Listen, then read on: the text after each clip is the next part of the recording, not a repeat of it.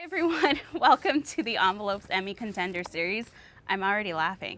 I'm Yvonne Villarreal, and today we're talking to Jerrod Carmichael, the co-creator and star of the NBC comedy, The Carmichael Show. And we'll be taking your questions as well, so shoot them over in our comment section. Oh man, is this the internet? Hey internet. The internet's scary. Why? Because it's everybody's out there, and then and they're really comfortable. And they're really judgmental. How often are you on the internet? I mean, we're all on it constantly. You Yes. know what I mean? Like you're constantly on it. But I don't really go to social media a lot. You know, just because there's a lot of thoughts. It's a lot of thoughts. A lot of thoughts coming at your face really fast. So not to already jump into season 3, but you were tweeting the premiere on the Carmichael Show account, right? I was tweeting the premiere. It was my first time on Twitter in a while. It was really fun. I was just like live tweeting and just saying, yeah, it was fun. It's overwhelming. Okay. It's a lot. The internet is a lot. It's insane the amount of information we get every second. Is kind of crazy. Is there a site? There's no way you could pay attention to your children and have a Twitter account. You just can't do both. It's can't hard. have a Twitter account and pay attention to your children. You got to choose. Do you ban it in the writer's room? No. I mean, people can do what they want, Interesting. But it's just hard. It's a hard thing. Yeah. Yeah. Well, I feel like the last time we spoke, we were on the Golden Globe stage. We had fun there. Yeah. That was really fun. You were accepting your award to nothing. And now we're here. Yeah, it was my award to nothing. I gave my speech that was like asking celebrities to stop weighing in on politics. Yes. And I don't know if they listen. Now we're here. Now we're here, and it's your birthday. Happy birthday. Oh my God, who told you that? Come on. You think I don't know Yvonne's birthday? Wait, who told you that? Thank birthday to you. Thank you. This is my birthday gift. No, you deserve better. I thought you were going to come with an infomercial thing or something you just bought. Oh, just a thing. Oh, yeah, because we're talking about. No, what did I see recently? Sometimes I go to YouTube and I look at the classics. You know, really? The Ron Popeils, you search out the infomercials? The Jack LaLanne's. Nice. First year George Foreman. Not that new stuff. Not that new. Not the new stuff. Not the that classics. New flat, with the glass dome. I'm talking first year slant, lean, mean, fat reducing grilling machine. I'm gonna invite when I get married. You're invited, and I just want to see what you bring as a gift. Oh yeah, it'll be a toaster. It'll be a toaster. My kid. It's a toaster. Well, let's talk about season 2. Do you even remember season 2? Is it hard to keep track? It's sometimes a blur because I'll hold on to every script in my head. Yeah. I guess a lot of writers are like this, where you just kind of everything is a layer, and so you just add another. So I'll say something and I'm like, oh wait, that's from season 1, episode 5. Right. And just it's all kind of layered in there. Yeah. But what is there an episode in particular that stuck out either to you or that you got a lot of feedback on? This season?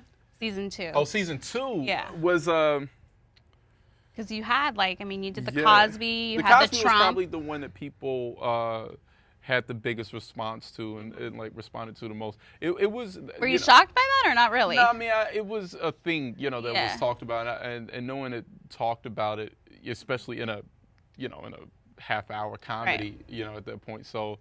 It was fun. It was really fun to just do it. I mean, I kind of talked about it on stage, and it was fun to just do, in the show. Was that the only one that got a lot of feedback? That was the biggest one of that season. I think this season will be, it's a few episodes, I think, kind of like that, but that was the biggest one. What was the other one last year? Oh, Trump. Trump, that's right. We did one on Trump in April, because I knew he was going to win. Because at what point did you decide in the writing process, we need to do one on Trump and it needs to be the finale? We kind of rebelled against it. If I can, what I wanted to do, and it was going to be the only thing we were going to shoot, single cam. Oh. I wanted. It was still at this time where I don't even think Trump thought he could win. I think it was this time where it was just I think it was all just kind of a marketing thing, and then.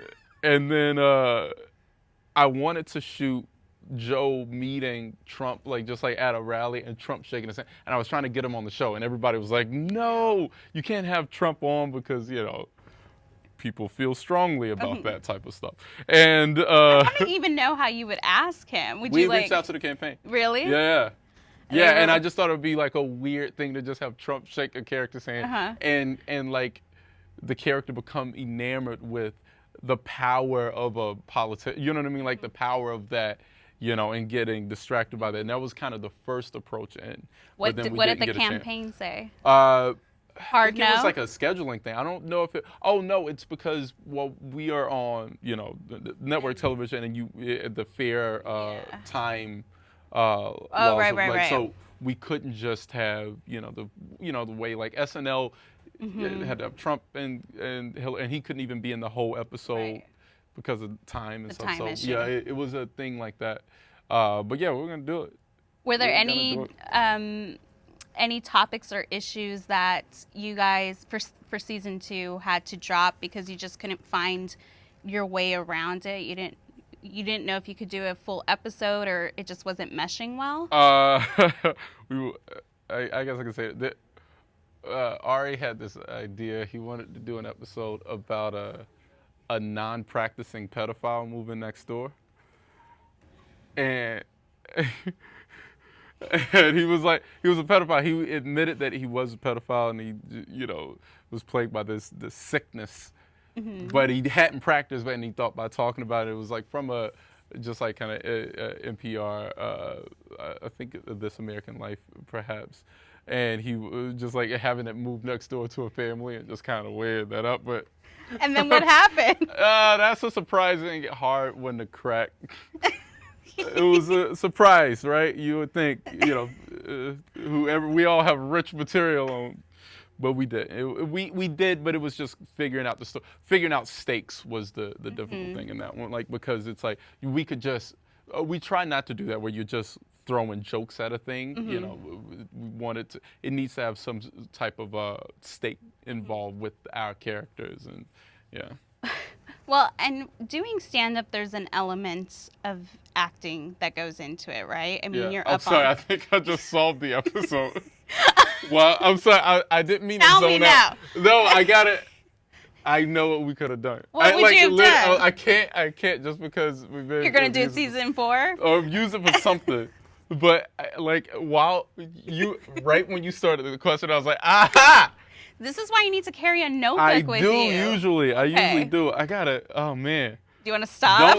Don't let me forget. Okay. Don't let me forget. Just all right, like non-practicing pedophiles. Just somebody yelling at me later, and I'll say, no, I'm not. But we're writing a thing. Let's say that louder in a newsroom. Yeah. It's just like that's a rich story. People are going to come with a notebook. But there's an element to acting when you're doing stand-up. But how would you say that's different when you're actually doing it on a soundstage with people? And did you feel like you couldn't be as loose, or did you bring that element to it? I play it just really partly because of levels and because of like it's like jazz and you're all kind of playing an instrument, right? So I'm kind of a steady. I don't really in the show. I'm probably more animated and real in my actual life than on the show. I'm kind of play it really subtle, real low key because we have so many instruments. Yeah. You know, and it's just like, you know, and I just need to play a role in a position. You know, you kind of look at what, you know, Seinfeld would do or Roseanne would do in like a lot of stand-ups, and it's easy to want to just jump into your act, but I think you practice a little bit of restraint. Was there a particular episode in season 2 that you felt challenged in the acting part, or? There's one coming up where character Jerrod was in a mall that had a shooter. So it was like a mass shooting, and that was, you know, kind of trying to find the emotion in that. It was around me, and that one was a fun one to actually find some emotion and harness it, and that was probably the biggest challenge for me. But a lot of it, like, I, again, kind of play goalie a little bit, you know, in the show. So, you know, you watch the performances of like David and Loretta, and, I mean, you know, they can just move you to tears just being next to them. You know, on that show, they are so amazing, and Amber grounds everything, and Rel is so funny, and Tiffany's this like spark of light, and so everyone has this position. Would you say that the viewpoints that Jerrod, the character, has on the show are usually the viewpoints that you have, or do you try to mix it up? Like, I kind of disperse, like, sometimes I'll have two on the show, and it won't even be me. Danielle, our showrunner, is always at the end of writing a lot of episodes. She'll look at me and it's like, wait, you have nothing to say. We'll give it to David or Loretta or Amber or Rel or Tiffany. And I like to spread it out. And sometimes it's like an argument where I share a few perspectives on the show, a little bit of this, a little bit of that. A lot of my stand-up is about dichotomies and the duality of emotion. And so a lot of times it is an argument that I have in stand-up, and it translates well to the show, I think. Has there been a time where one of the actors doesn't feel comfortable with the viewpoint that their character has, or feels like, I don't know if I want to say this? Loretta gets nervous a little bit. They are always usually excited. The biggest thing, and that's why I love them as actors so much, is if it's any question, it's the clarity, the clarification of why they feel this way or why they're saying this. It's not that they mind saying it. It's just like it may not be as clear in the writing as it needs to be, and so they'll call us out on it before anything. So they hold you really accountable to the perspective of the character. I'm like wondering like what character I can play and the words that you can put into my mouth when I'm in there. Ooh, it'll be fun. Do you like having guest stars? Because you're so likable. Yeah. You're really likable, so it'd be fun to just write. Have me say the worst things. I'm sorry, I don't know, but that's what like Loretta is so fun to write, because Loretta's voice is just so sweet and loving. Like I think like she plays like a character on a children's cartoon because of how sweet her voice is, like this lovable character, and just to have her say the worst most heinous things. Well, are your friends and family like afraid to share their viewpoints now in front of you because they think this might end up on the show? No, nothing stop. The great thing about my family is that nothing can stop them from sharing their viewpoint. Like there is nothing that would make them fearful of doing it. They'll say it. They'll stand behind it. One of my biggest fears, if I like ran for office, my biggest fear would be my father having a camera in front of his face. Or my mom, kind of, for that, because they're very honest. Oh, it would just destroy my campaign. It would destroy everything. Everything? Yeah. It was like, now I want it to happen. Oh, it'd be insane. But just this black dude from the South that's seen some, he just put a camera in his face. No, I'm not saying I disagree with the Jews. I'm just saying, like, okay, Dad. Had you ever thought about putting them into the show, sort of like Aziz Ansari did? Well, they are? Well, but they played the background in it. Yeah, I didn't give them roles. They've been in, like, my parents have been in 2 episodes. They were in an episode in season 2. They're in the episode where we say like 6 times. They're in that one. I should say the N-word, and my apologies to the internet. That's my segue, when I was on I guess. I got called 18 times a day on the internet. You can only say it's 6 on We all NBC. do. We all get called. Okay. Well, this was not the segue I was looking for. Am I destroying it? Am I ruining your birthday? I don't want to ruin your birthday.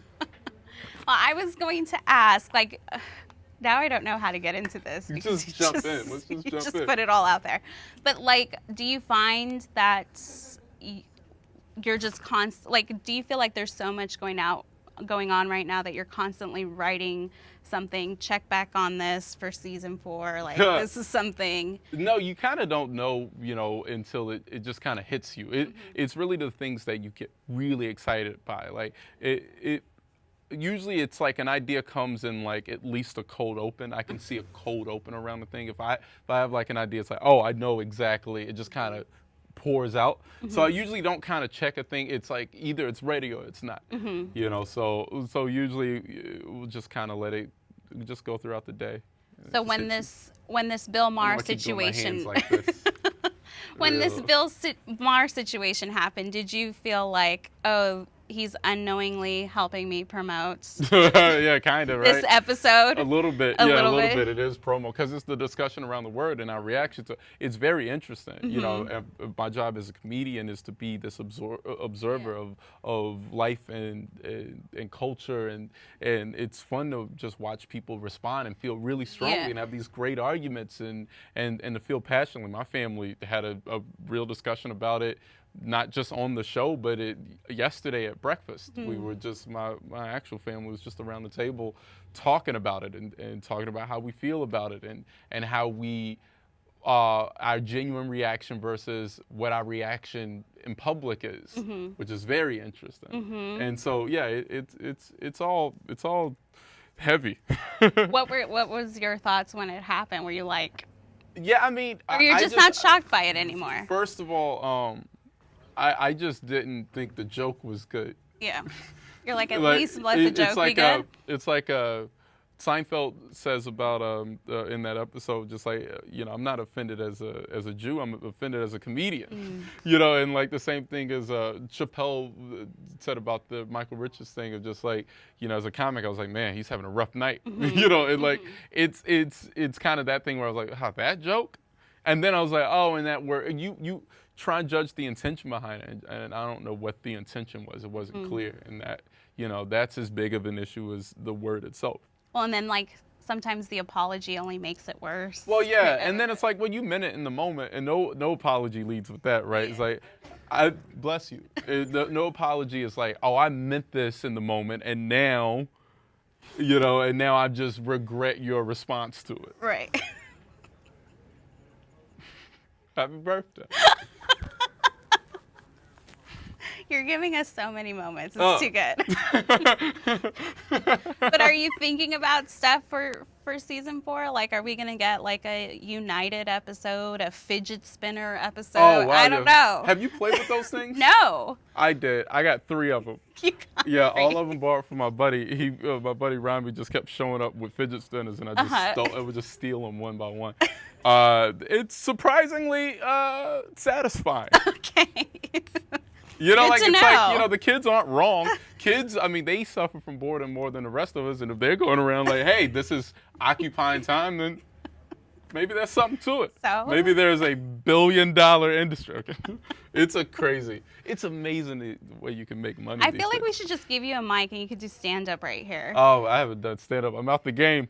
No, you're not. Out the game. What I haven't about done this? stand-up in a while. People want to know about your affinity for the number 8, which was also the title for your recent stand-up special. It's so many personal connections that I don't even go into it. It's just a number that recurs at really important moments in my life, and, you know, important times, and what it represents kind of is important to me. And so the point of the special was to create something really vulnerable and honest. And, you know, with stand-up a lot of times is so big and bold, and men are very, you know, macho, even when it's not true vulnerability, and that's what we wanted to do with the special. So that 8 being so personal, and that number being so personal was why we named it that. Was it nice? Bo was just like, it just kind of rolled off, and Bo was like, hey, I think that's the name. I was like, I think you're right. Was it nice being back on stage in that way? Oh, it was great. Yeah. It was a very rewarding experience to share in such a intimate way, like the thoughts and perspective, and, you know, at this age where apathy is probably the worst emotion you could go through. You know, now we're in an era where feeling and expressing these feelings in such a public way is ubiquitous. To share apathy and to go through those moments of trying to care and trying to feel is very unpopular, to say the least, but I think a lot of people connected with it, and they understood where I was coming from, and you know, it's the thing I'm probably personally the most proud of is that special. You know, and working with Bo was just one of the most rewarding. The way it was shot was very interesting too. Oh yeah, Bo and Andrew and Chris Storr, like these guys are brilliant. I mean, I think Bo is, you know, Bo Burnham is, I think him as a director is going to be a force, a genuine force. I think I think he's brilliant. do you put them into different compartments of this would work He's good? gonna hate if he sees this. He's gonna hate that. I mean He it. better and that's watch what he's gonna, this. Yeah, but he's gonna hate it. He's gonna hate it. But He's gonna think it's like, why did you say? But I mean it, and it's hard to talk about your friend. Anyway, I'm sorry. Yeah. Do you put them into different compartments? Like this would work good on the show, or this would work good in a stand-up? Perspective is, kind of. It's like water. It kind of fits into wherever you put it. If you feel a certain type of way, you understand the logic behind what you're saying. It works in stand-up, in television, and in features, in books, and it is kind of transferable. So I don't you have certain moments where there's certain scenes that I could see that exist well in the show or exist in a feature, or you can see yourself saying something on stage, but the perspective can go anywhere. Well, and Danielle is going to be on a ATX festival panel about the revival of the socially conscious sitcom. Do you feel like we're in this era of a revival of that? Yeah, I think that the good thing about people being so outspoken is I think it's starting to bleed into art, and the obligation as a creator, as a writer, as a producer, or whatever you do is to make sure that you pause and you make sure you feel this way. You're not just having this knee-jerk reaction to things. To make sure that you, even if it's gonna change, make sure that you really feel this way in the moment and you're not just getting swept up. It's really easy to kind of get swept up in in a hashtag. Yeah. You know what I mean? But like, make sure that you feel what you're actually saying. And do you feel like the show has sort of has settled into this groove where you know what it is? And yeah, it's a really comfortable experience being around everyone. The cast is, I think, really comfortable with their characters. We're comfortable with each other. It's a fun environment. It's a very warm environment. It kind of feels like home, and so in all areas, the writing, Jerry Cohen, our director, is just like this guy. He knows us very well. He knows our strengths and weaknesses, and he's amazing. Everyone kind of is really settled in. Do you find that now that you know the actors a little bit more, well, that all the writers do, that it helps you in the room to determine, their voice and stuff like that, or the jokes? That Absolutely. When writing the scripts, I do every voice. I do all the characters, just in the privacy of the writer's room in my office or whatever. Like, I act out the entire thing, and you can tell if a thing fits or doesn't. Like, I do every character, do like an impression of every character. When did you decide? I don't do impressions, but I do emulate all the characters on the show. And that helps you. Yeah. It's because it's like music, and so you hear it. You can hear lulls, you can hear how someone's going to deliver a thing. And with that said, they then bring an entirely different light to it, but I kind of just do a David. But actually, it's funny, I do an impression of everyone except when I read Joe parts, I actually read it as my father. Oh, interesting. Yeah, I really just do my dad. Danielle kind of pointed that out to me. I didn't realize I was doing it, but like everyone else is, I do a Loretta impression. I do, but when I do Joe, I read it as my dad. Yeah. Oh, interesting. Is there a? He's a showman, so he has a really specific way of talking. Let's do it. No, it's hard. I gotta be in the moment. I don't want to ruin your birthday. Just destroy your birthday. Just destroy it. Everything we've built would just come crumbling down. Come crumbling down. Is there an episode you're most proud of from season 2, or that you couldn't believe? It really is, and I say it not just to say it, and obviously it's difficult to remain objective. It's my favorite season of television because everything that we do is personal. More than it's topical, it's personal. Everything that we do is like has real perspective in it. Someone has dealt with it, on either in the writing staff or on the crew or our director. It has some type of connection to every episode that we did, so it's fun. It's all of them are my favorite. I know it's hard. It's like the kids. Yeah, with kids. But although with that said, I do think parents have favorite children. I think this is harder. This is harder than choosing a child. You could pick a favorite child, but not not a favorite child. When I'm around my nieces and my nephew, I tell them at the end of the day who my favorite is. It is a clear winner. Life is about winners and losers, and children need to learn that. Dang. I don't even know what to do with that. Accept it into your heart. Happy birthday. Has Norman Lear ever been to the writer's room? Yeah. He came by and hung out a little bit, and he came by the set. Is that a weird thing that, like, he is your mentor, basically? It hits you later. And, he wouldn't even say mentor. I wouldn't even say mentor. He'd say he's friend? He's like a friend who comes by and we talk about things. You text? We text. You He text calls with them Norman. notes. He calls them notes? Yeah. He's a thinker. I think that's where we connect. A thinker, and his thoughts are often provocative, for culture. And I think we share that. And so it's really great, interesting conversation. Did you run an idea from season 2 by him? No, not really. We kind of talk about life more than, episodes. He asks a lot of questions, right? Yeah, he's very curious. Yeah. That's why I said not even mental, because he's just he's a person who knows himself, and so the best example that you could take from him or someone like him, is to be yourself. Yeah. It should always direct you inward. Yeah. Yeah. It was so hard to interview him because he was asking me all the questions. Yeah, he's like, just I like had this like kind one of childlike, quote. curiosity. Yeah. How about, are you able to take notes from the network now? Or are you like still where I get in pretending I don't see him? You had to take him for the... I talked directly. Vernon and Lauren, Vernon Sanders and Lauren Anderson are great. They have really great minds. They really understand television, and they are interested in pushing things forward. And so we have conversations after run-throughs. I still don't do I just can't receive information like that. So like notes, calls, and emails, I don't ever check.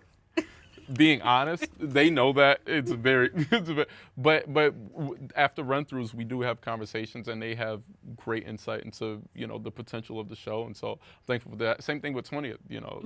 Seckerman and Carolyn are amazing at that and the show. So it's direct, and it's more so a conversation.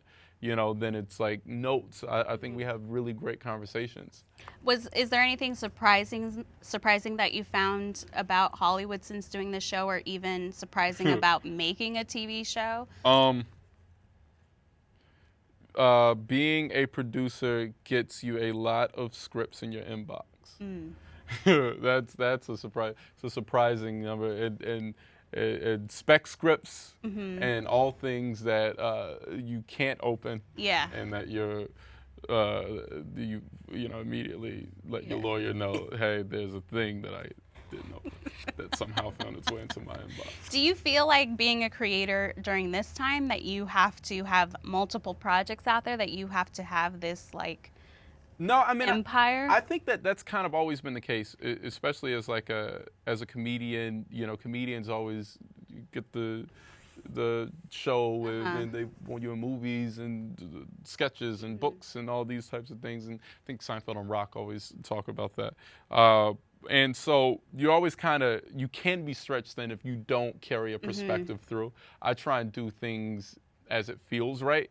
There's a book idea that I've been working on and kind of pausing, and I won't. Did you ever go to the woods? Not yet? Not yet. I haven't had time to go to the woods. We're talking about going to the woods to write a book. Yeah, and I haven't had time to go to the woods, but I've been kind of having conversations about it and writing down ideas and being excited, but I don't force anything. It has to feel right, because people can tell. People can tell when you're putting out a book because someone gave you a book deal. Right.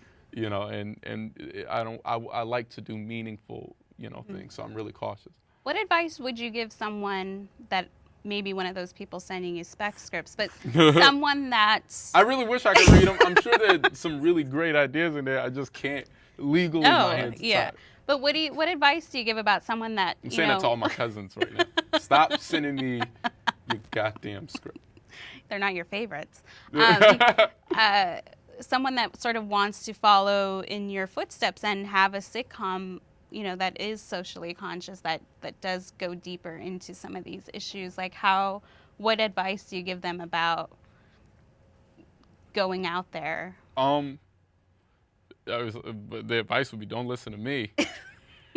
but Did you find it a hard sell or no? No, it's all rooted in truth, you know. And it's like if you're gonna do it, be honest with your perspective. Don't, because again, it is really easy to say, well, this is what the people want to hear, and writers, you know, have a tendency to write aspirationally the world that they want to see, which can be very interesting.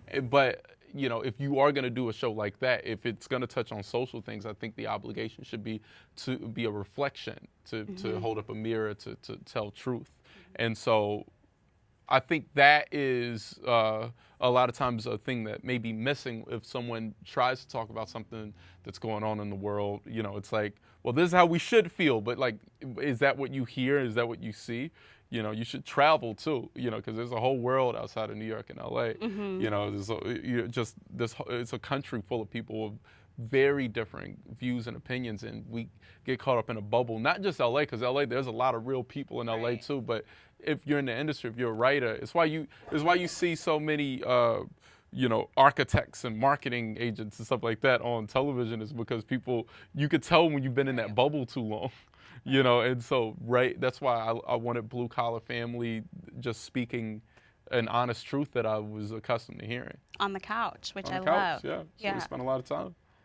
What are you looking forward to? What episodes from season 3 are you looking forward to people seeing? Really, I mean, it is all, because I try and pick, I was trying to pick like some favorites when you asked earlier, and it's like, you know, the N-word episode, so I don't say it too much. God damn it. You could only say it 6 times, right? Only 6 times, yeah. Where are we at to? I'm looking at the watch. I was like, we're gonna get. The plug's gonna get. Are there many words that you were surprised have a line on TV? I mean, well, that one funny. seems It wasn't obvious. even that. Truthfully, we asked for one. Danielle, me and Ari were writing the script. That she said just write it twice. We wrote it 4 times and ended up shooting 6. So I don't even know. We should have stopped at 8 since it's a number that means a lot to me. Yes, you should have. But at what point did it? Yeah. All right. Yeah. Well, let's end things with a lightning round of questions. Ooh. Are these whose questions are these? These are yours? Yes. Okay, good. I thought we were gonna go back to the internet. Let me have my King of Marvin Gardens. Last show you binge watched? Oh man, I'll stop. say infomercial. Yeah, I mean, yeah. You know what? The last show, the thing I've probably seen the most episodes of is probably Bob's Burgers. Okay. The most recent show that I've watched. Cause I'll get behind on things. Like I was up to date on Veep, and I'll get behind, and you know. Or Atlanta, I see all of Atlanta. If it's a mini series like The Night of, that type of stuff, you could watch all at once. But I'm not a big binger. I also like space between episodes. I kind of miss that. It lends itself to conversation. Because it's just weird to see someone on Friday and then Monday morning, and they're like, did you watch an entire series this weekend? And it's like, no, because I have, you know, other things. You know, other things. Imagine being in my job. That is insane. It's so hard. That is insane. That makes me feel like we're in that world that's depicted in WALL-E. Are we all just on rafts? Are we all just on rafts, just looking at our little screen? There's a world out there. That's your next show. Yeah, just the next one you pitch. WALL-E, just making WALL-E a reality thing. That's your thing. That'd be really fun. What show that you love would you want to sit and watch someone else enjoy for the first time? Oh,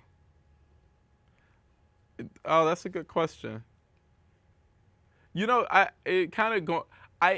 recently had that a couple nights ago with my niece and nephew, my oldest niece and my nephew. I showed them Rugrats. They'd never seen Rugrats. That's good. And I showed them Doug. It was just like watching these things and watching them react, and I think it holds up because I were they into cartoon. It? Yeah, they were really into it. They liked Doug. Doug and Rugrats were 2 of my favorite cartoons growing up, and they were really.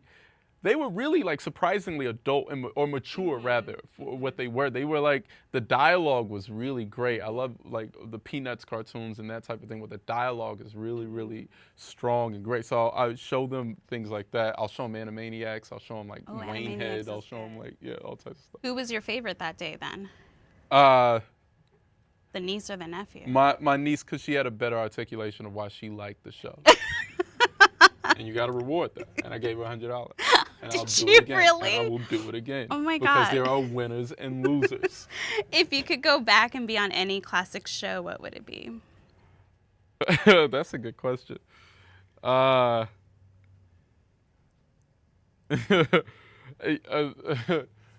Cosby Show had, like, in later years, they had, like, where Cousin Pam came in, and they brought in a lot of, like, the inner city youth.